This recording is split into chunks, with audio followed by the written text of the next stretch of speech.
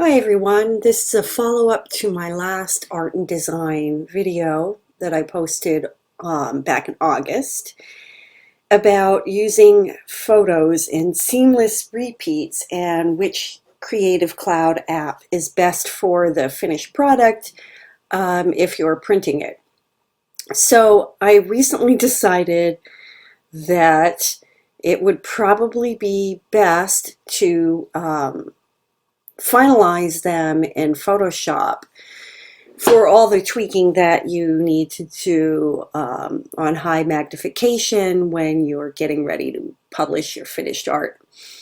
And I've also decided to open shops on first Society 6, and then I'm thinking also Etsy and Creative Market. But for now, I need to finalize and publish 5 designs with Society 6, and I'm currently working on Lotus. This design is Lotus. You see I'm in Photoshop and I've got all these different color layers, and what I've been doing is zooming in. I found that 500% seems to work. I have a little grid here, and I've been going layer by layer, smoothing it out. Then I'm going to need to trim the edges again. I have little markers along the sides, vertical side markers. This is horizontal. After I trim to the, actually I don't have a bleed set for this. After I trim to the artboard, then I'm going to have to check the repeat, and then I will publish a flattened JPEG version of the file, which is what Society 6 wants.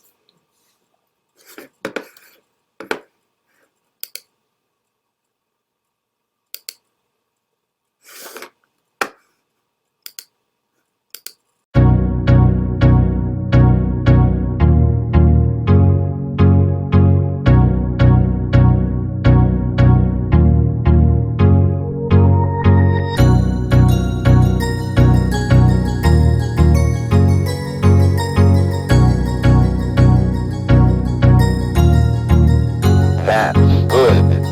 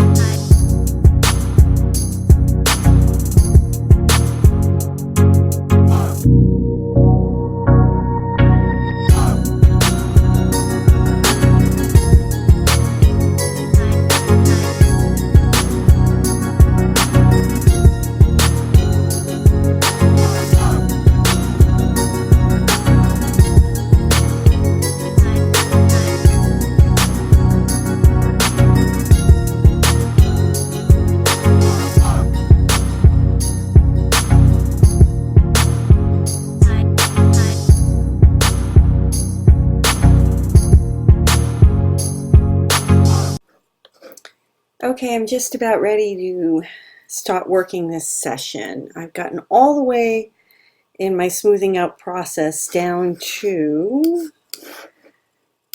the layer before my background, which is down here. And this layer is mostly a flat color. That was the one I left flat with the intention of doing a faux lead line at the beginning. So in this area, this flower right here above the layers palette, she had a big pointer. I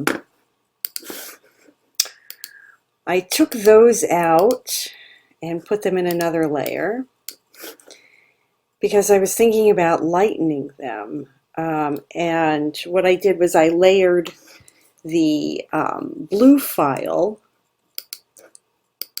the blue placed photo file that is here, over the gray, but I think it's too indistinct. What I really want is a darker blue that's like right this color, but I'll have to look for another photo file in order to do that.